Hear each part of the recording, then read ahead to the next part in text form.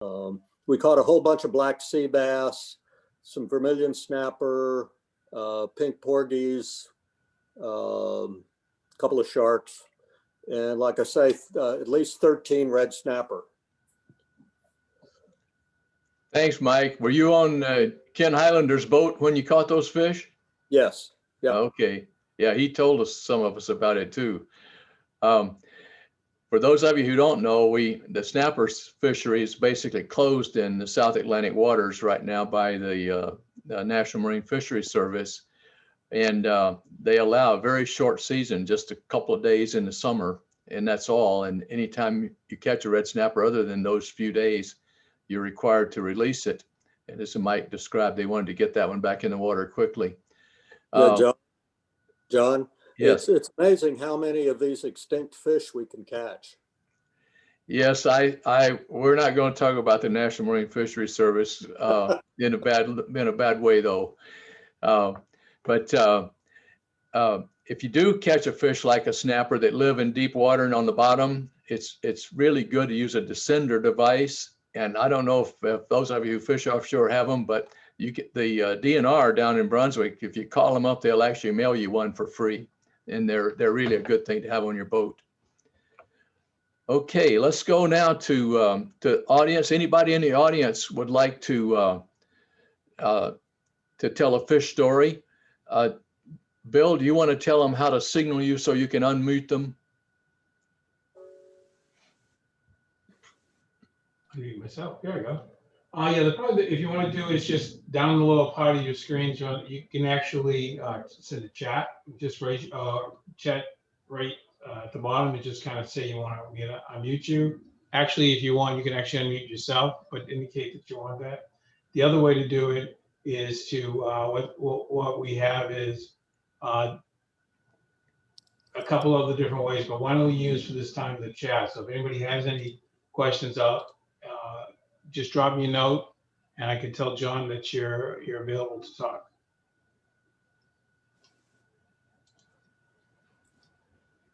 I believe for most people, pressing the space bar will mute and unmute you. We always learn something. Thank you, Rick. I don't see anything coming in, John. Okay. Next month, think about your fish stories. We'll give you a chance again in case you have something really fun to tell us about. Well, we talked, I'll show you some pictures of the fish that are caught in our lagoons. Some of those were caught in our lagoons, some were caught offshore in those pictures we just showed. But there are lots of good fishing opportunities in the lagoons at the landings. We have 161 lagoons, approximately half are freshwater and half are saltwater. And there's good fishing in both types. And if you want to learn how to fish and what kind of fish you can catch in which lagoons, CCA publishes a lagoon guide. And there's a little promotion for it right here on your screen now. If you'd like to have one, get in touch with Hal Evans, whose number's highlighted there, 912-777-6937. He'll give you one. We'd like you to make a donation of $10 to CCA if you would, but anyway, the fishing guide's free, and if you don't have one, it'll really help you to learn how to fish and have productive fishing trips here at the landings. We're now going to move ahead to Frank Wood, who will tell you about our current fundraising program.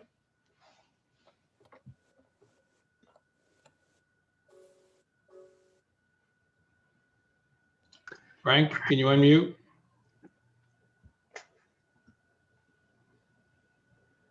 I had it all set up and then forgot to do it. Thank you all for participating today. Perhaps like many of you, my dad taught me and my brother the fun and excitement of fishing when we were boys. First with worms and with other baits and lures, and always by learning to appreciate where we were and what the environment was like, especially underneath our boats, and why they might be good places to fish. As a result, fishing and appreciation of the natural, aquatic, and marine environments around us have become two of my favorite pastimes. during the saltwater video next up, and then later during Dave DeVore's discussion, you will have learned all about all that CCA does to conserve and create natural marine and coastal habitats, and to educate and encourage our community on and the public on how to fish them. All of these activities and efforts are made possible by donations from you and others in the community, and without them, nothing would get done. And I want to go through all the things we can't do. I'm not going to go through them in detail, but we sample our freshwater lagoon fisheries by sanding or electrofishing every year, and none of that would happen without donations. It has to be paid for. We stock freshwater lagoons. This year, we'll probably stock somewhere around 15,000 feeder fish in select lagoons. We install and maintain habitat structures and plant cover along shorelines.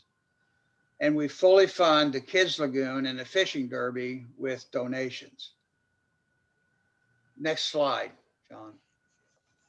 Here's how to donate.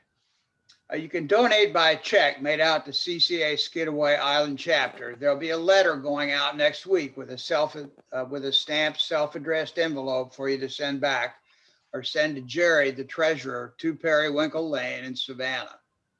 Or you can go by PayPal or credit card. All you have to do it electronically, is log on to the CCA Georgia webpage at ccaga.org.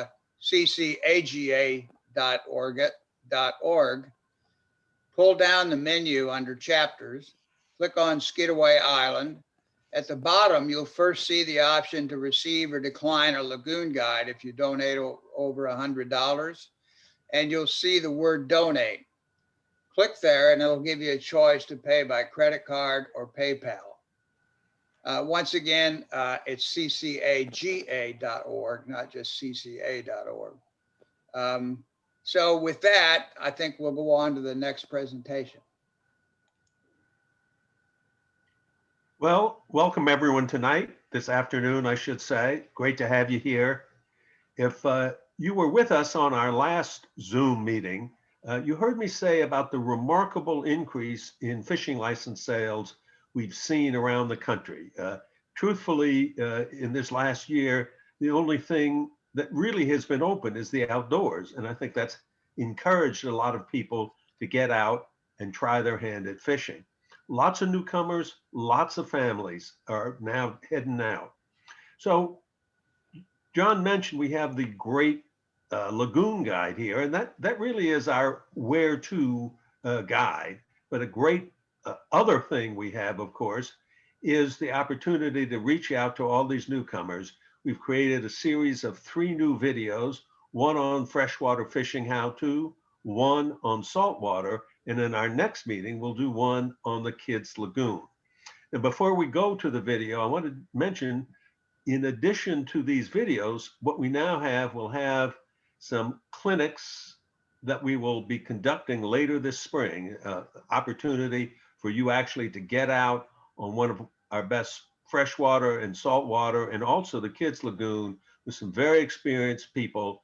I know Jeff Harper is going to lead the program along with Paulette Hamilton. So look for information on that coming up. So now we can go to the fishing a la carte, our saltwater lagoons. Well, for some reason, someone is now sharing the screen. Denise F., we can't show the video. I need you to log out of that view, please.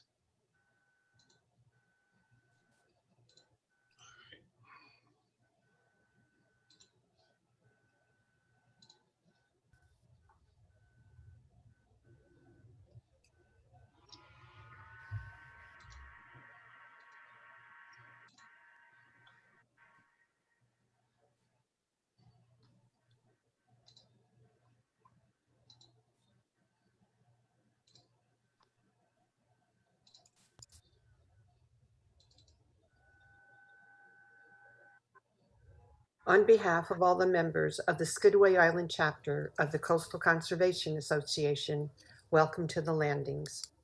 Our island home is dotted with 151 lagoons, about half freshwater and half saltwater, that add to the natural beauty of our landscape, but also serve as important aquatic habitat for a wide range of native species and, notably, an extraordinary array of bird life, from ospreys and eagle to a range of herons and egrets.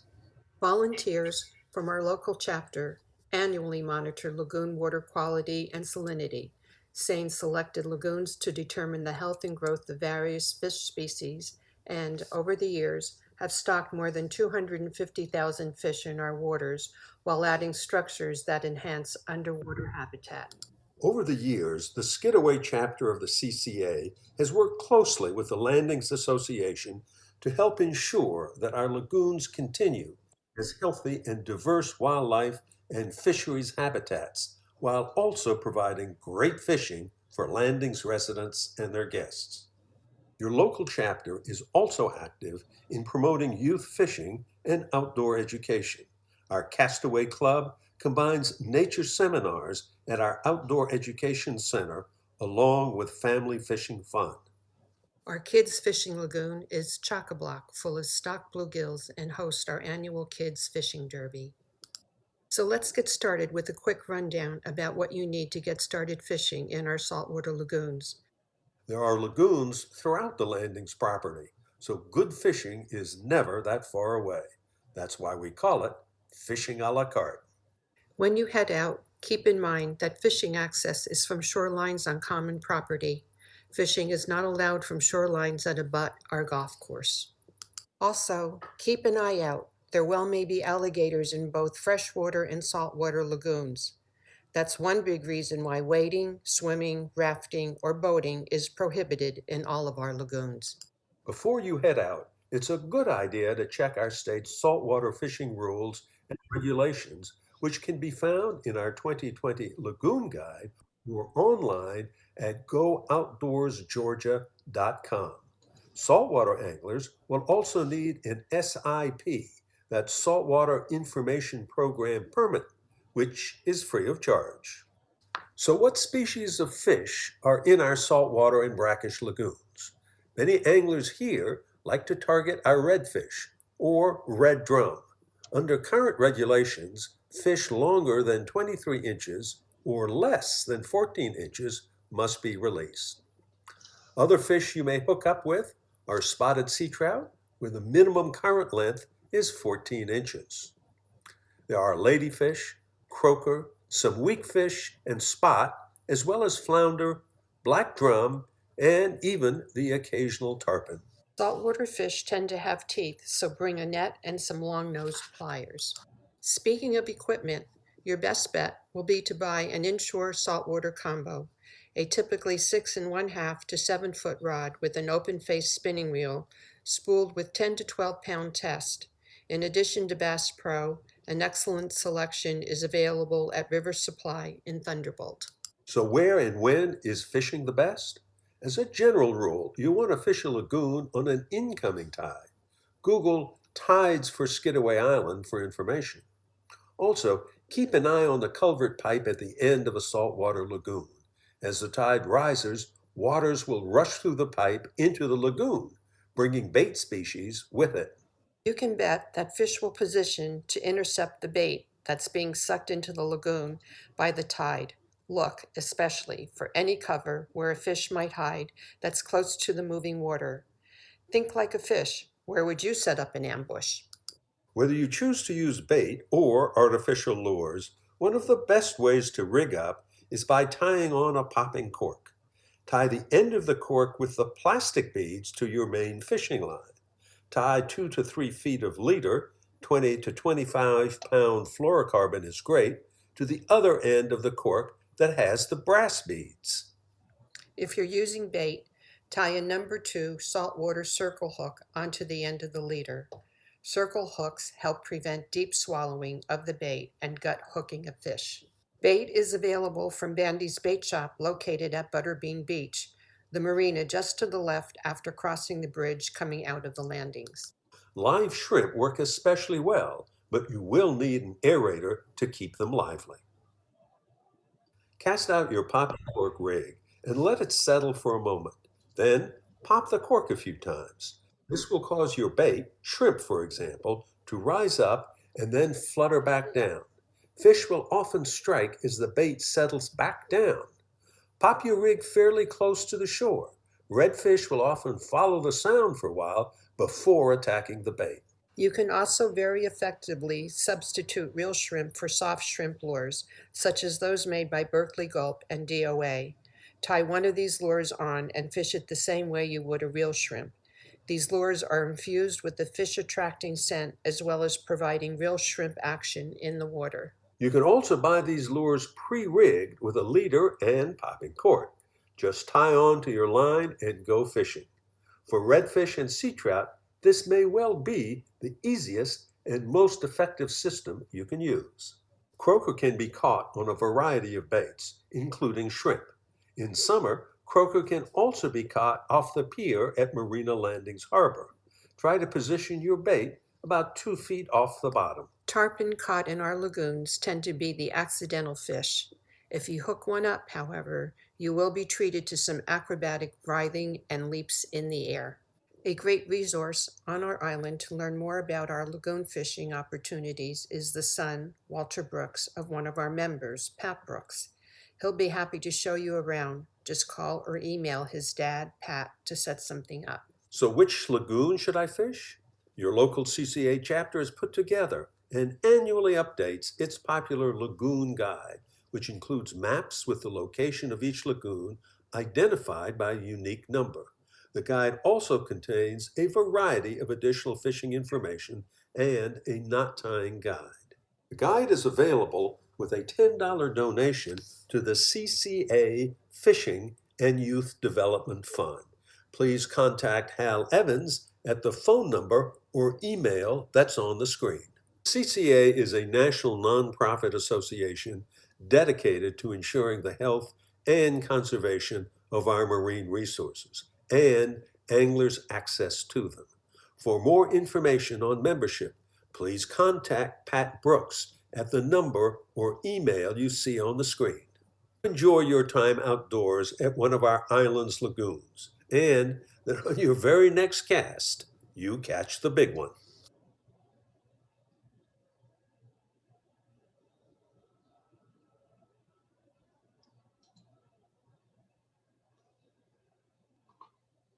Great. What we'd like to do now is opening up for questions, and hopefully we'll be able to provide some answers to those. So just a quick review of Zoom. We're going to use the chat function to basically ask those questions, and I'll read those questions out. And we'll look for, and look to a number of people, Doug and members of the board, to kind of answer those questions. So again, if you're using a window-based computer, in the lower portion of your screen on the Zoom meeting, you should see a little box that says chat. So what you do is you click on that box, type in select me as the host, type your question, and then basically I'll read those questions out.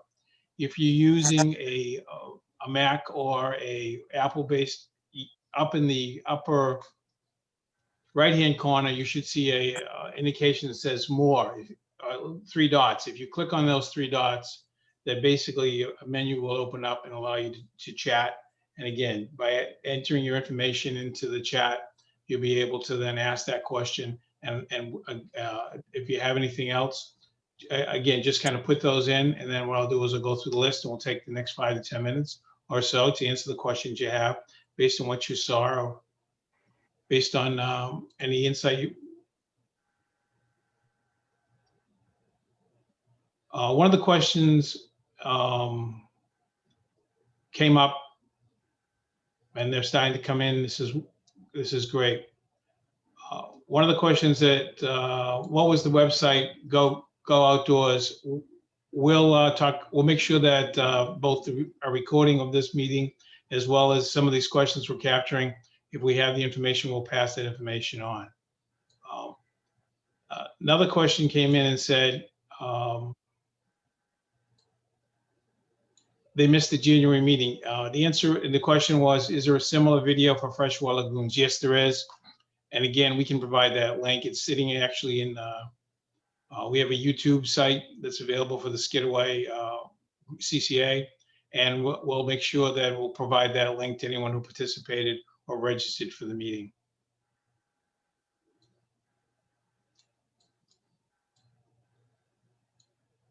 So question came up. So the advantage of a popper cork is that it gives more action to the bait without much effort? Yes, actually, what you do when you're using that popper, the sound is the sound of redfish really going after bait. So you have the sound, plus you have the sight of the shrimp. If you're using an artificial like a gulp or a DOA, you also have the smell. So sight, smell, and sound are a sort of a triple way to catch a fish. Great. One of the things too was mentioned, Doug, is fly fishing, the ability to saltwater and doing some fly fishing as Yeah, for enjoyment of the lagoons. absolutely. You know, both the freshwater and saltwater opportunities to fly fish here are absolutely excellent. You can get out saltwater fishing on any of these saltwater lagoons. I'd tie on like a chartreuse clouser, a seducer, something like that, catch some redfish. Again, the key there is, you know, just really watch that tide come in and get yourself set up and likely catch a nice fish. Great. Another question came in, and if you could just spend a couple of minutes going over the recommendations and how a beginner should rig the fishing rod for brackish lagoon fishing. Well, I think the easiest thing to do is if you go to like Bass Pro or to River Supply, you can get the popper with an artificial shrimp that's all rigged. So all you have to do is open the package and tie the top of the bobber onto your fishing line and go fishing with it. Great, thanks. Questions continue to come in. This is a technical one. What is the creel limit for a redfish? Anyone? I always release them, so I don't know. It's 5 in Georgia. 5 in Georgia. There we go. I knew it was out there somewhere. And also Doug The slot mentioned in the limit, though. presentation that there's a slot limit. You can keep 5 redfish legally in Georgia, but they have to be between 14 and 23 inches long. Any shorter than 14 or longer than 23 have to be released. Oh, okay. Question is, any particular techniques recommended for Delegate Marina? Thoughts? You know, I'm not sure about the fishing there. I know you can't fish from any of the dock areas where the boats are, but I know you can fish from the sort of the main area there. But I've never fished there. I would probably fish it the way you would the Landings Marina, you know, 2 feet off the bottom, probably with a shrimp. All right. Get some weight down there because I think you're always going to have a pretty good tide. Right. Mike, I see you raised your hand. Yeah, I'm on the Marinas Committee, and the fishing is only from the fixed dock parallel to the shore. None of the fingers that go out where the boats are moored, that's all off limits for fishing. Okay. I'll say a little about the marina down there at Delagal, though. The marina does rent kayaks, so if you're a little bit adventurous, you can rent a kayak and go out and try some fishing. I've done that a few times. It's kind of fun. Great. One question came up, but I think you've answered that. What is the slot restriction for redfish, John? I think you covered that. Question came up around the accurate tide shots for Skidaway. If you anybody have any feelings on the accuracy of those charts, and if there's a link that could be used? Well, I mean, I go to just Google, and you know, there are a couple choices there, and there's no reason they wouldn't be that accurate. So there are variations from one end of the island to another, as there always are. Okay. I'm reach out. Does anybody else have any additional questions? We've gone through pretty much the list. And again, if there's something else you think about, clearly we've provided a couple of emails, and there's information on the CCA site, so you can more than reach out to us and we can get back to you. I mean, this is the beginning of a number of instructions. Last one just came in was what's the best months for redfish and sea trout? John, you're the big redfish guy here. What do you like? I know nobody always wants to give away their secrets. I think fall, October, November are just absolute best times for inshore fishing here, either out in the rivers and creeks or sounds or in the lagoons. If you want to fish for redfish or spotted sea trout, those are my two favorite months. Okay. Someone just pointed out too that I guess Tide Alert, TIDEALERT, is an app for iPhones and is great for tide information. So kind of share that with everybody. Thank you. And let me, before we leave, again, make the point that we will have these clinics, in-person clinics. We'll get the word out when we will start them this spring. Jeff Harper and Paulette Hamilton will be leading that effort. And if you're new to fishing, it's a great way to get started right there. Doug, won't the first one be this either later this month or early March? I don't know, Dave. What's the planning here? That is the plan, but we're in this COVID situation right now, and that's why we can't give specific dates. We're changing our calendars as we go for events and that. So we hope to do something in late February that's probably a little aggressive. It'll probably be more like in early March. We plan on starting off with a freshwater clinic first, because the bass begin to bed in March and they're very aggressive. It's a great time to fish March and April for bass. Year round is good for bass, but so that's our plans. So I'm sorry, I can't give you a firm date at this point in time, but there will be clinics.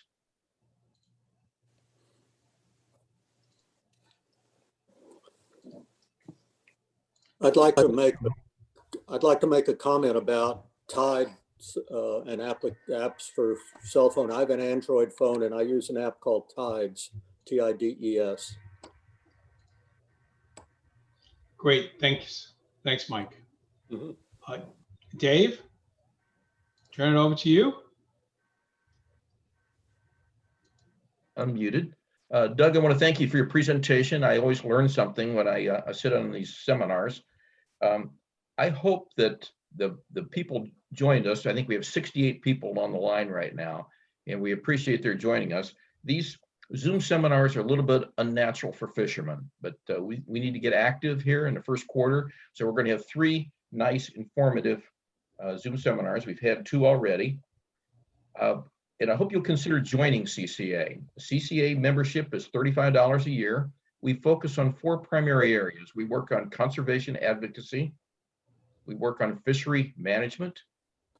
We work on habitat conservation and education and public outreach. It's really a wonderful thing that if we can bring back our kids seminars that we have with Bethesda Academy and Oglethorpe Charter School, and we work with Safe Shelter, and we teach kids how to bait hooks at the Kids Lagoon.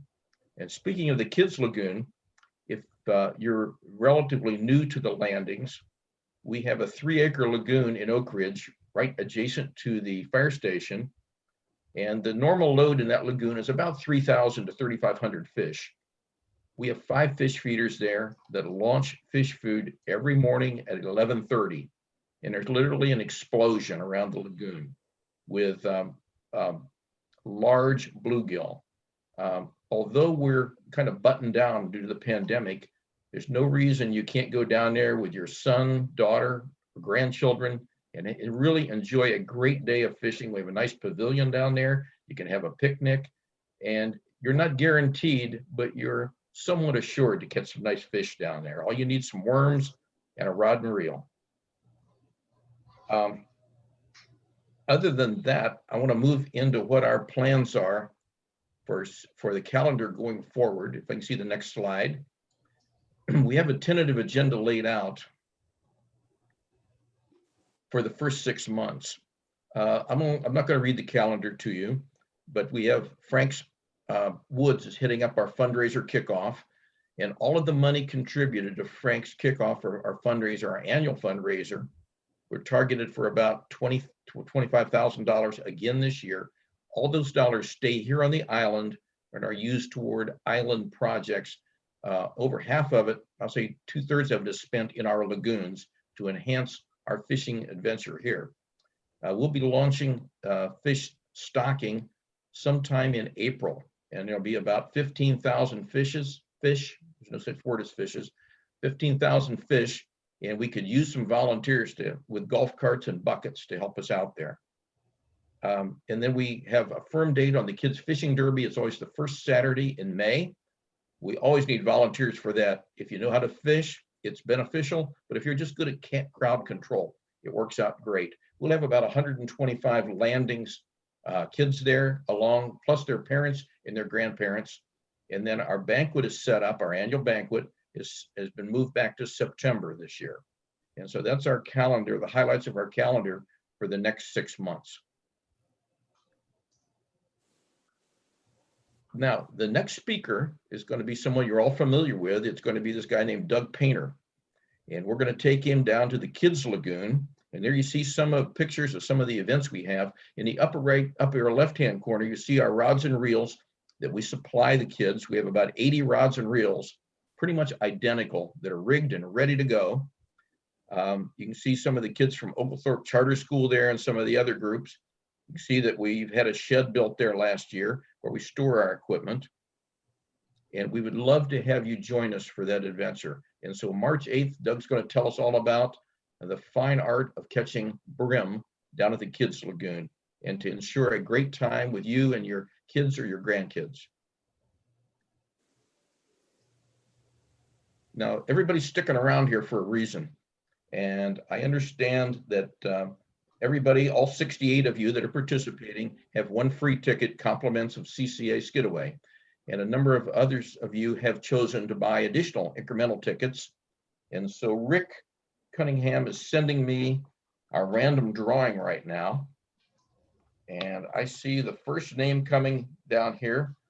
We have one shot in, let's see, we sold, I told you, 68 registrants, and we sold 79 extra tickets. There's 147 tickets. So you have 2 chances in 147 of winning a half a day out with Captain Kevin Rose. And the first winner is Ken Aaron. So Ken Aaron, you don't need to acknowledge anything. We will be getting back to you. And you'll need to work with another fellow here that name has just come up. Someone named Frank Wood has won the other one. So Frank Wood and Ken Aaron need to get together and see what times are available for the two of them to go fishing with Captain Kevin Rose and have a great day. The only thing we're going to ask from you is you bring back some pictures, and we can use them in our fish stories, the meeting after your event. We'd love to see some pictures of what you've caught. So that's all I have for today. Our next seminar will be on Monday, March 8th. And then after that, we hope to move into live seminars, but that's aggressive. We may stay with virtual seminars, but we'll see where we go as we get closer toward the end of February. Thank you for your time. And that's all we have for today.